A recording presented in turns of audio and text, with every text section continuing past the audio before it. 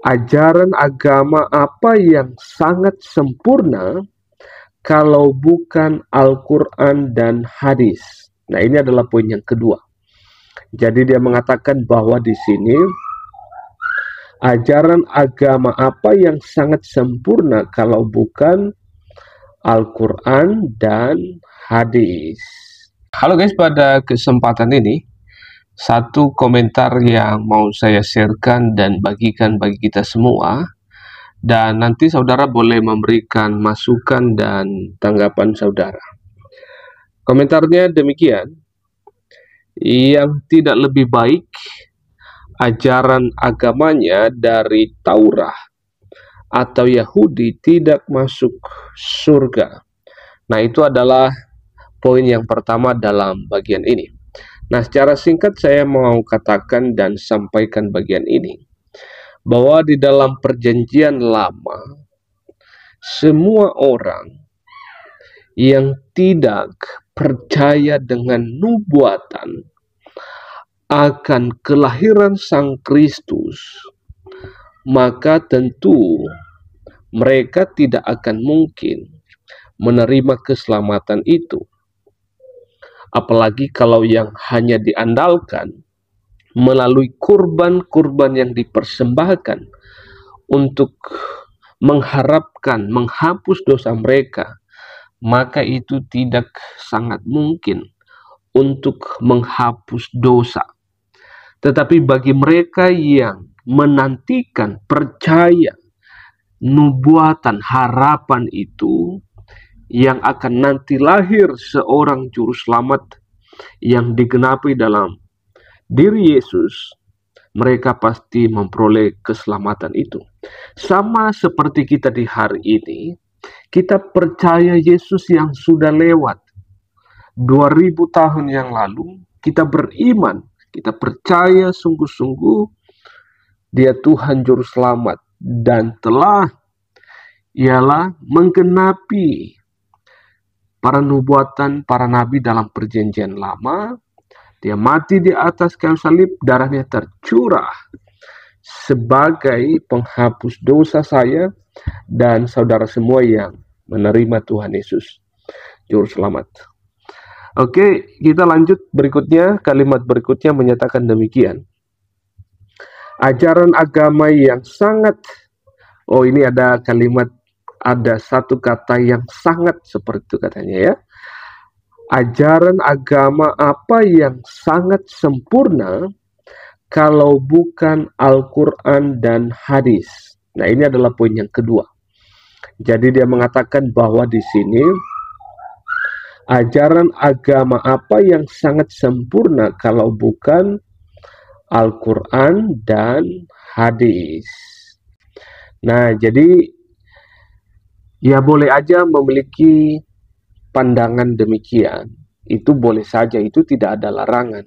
Kalau mengatakan bahwa agama kami yang paling benar, misalnya yang memiliki kitab Al-Quran dan hadis, itu boleh-boleh saja, sah-sah saja. Cuman itu perlu dibuktikan, diaplikasikan dalam kehidupan kita, dalam bermasyarakat, seperti itu. Ya, saya yakin sih saudara saya orang Islam semuanya baik-baik. Walaupun banyak juga oknum-oknum yang memang reseh seperti itu ya. Reseh. Banyak yang menghina, menjelekan.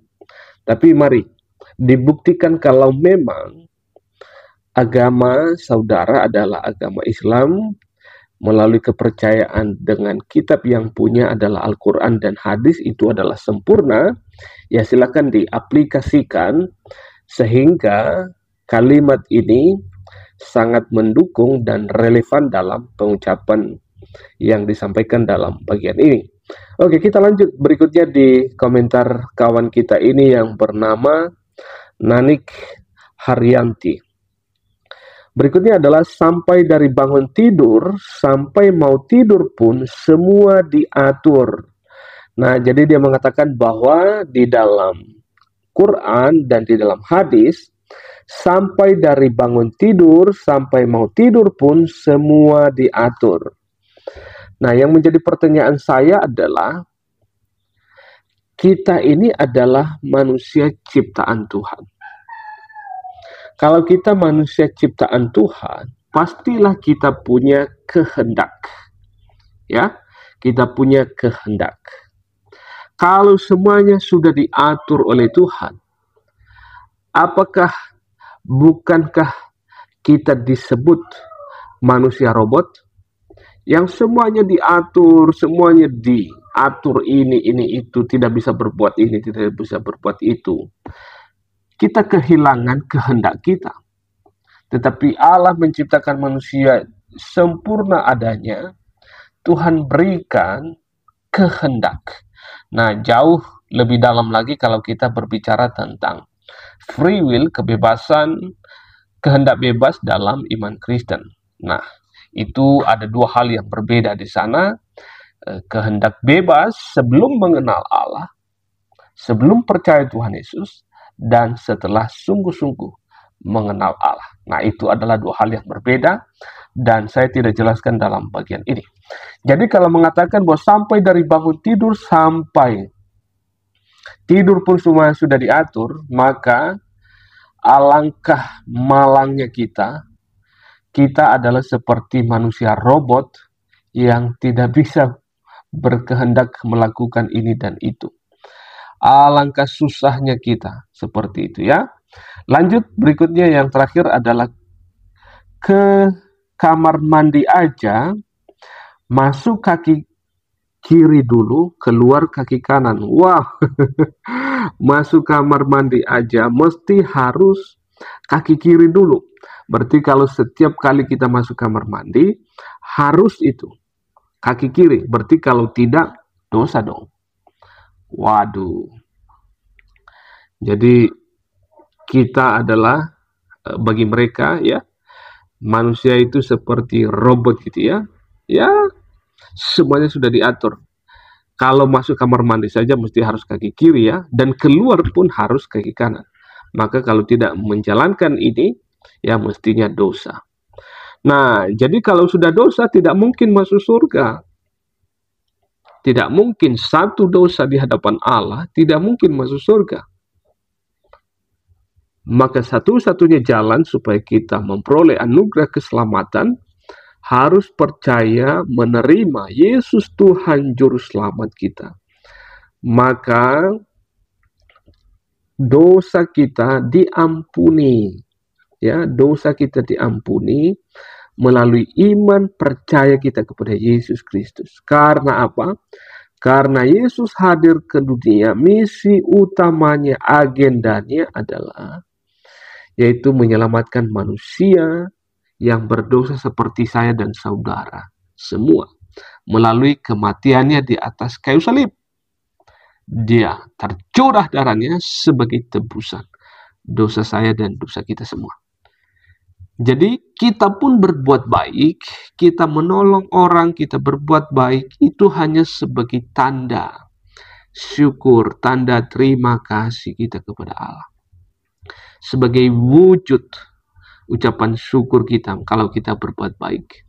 Kita berbuat baik bukan untuk masuk surga. Kita berbuat baik bukan supaya kita diterima Allah. Bukan itu. Perbuatan baik kita tidak Allah butuhkan.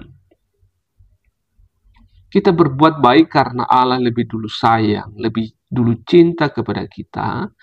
Maka sebagai rasa syukur dan terima kasih kita berbuat baik. Oleh karena itu, demikian saja video ini.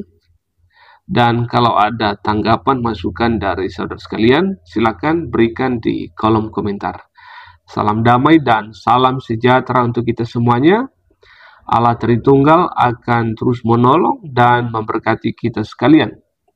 Terima kasih. Shalom.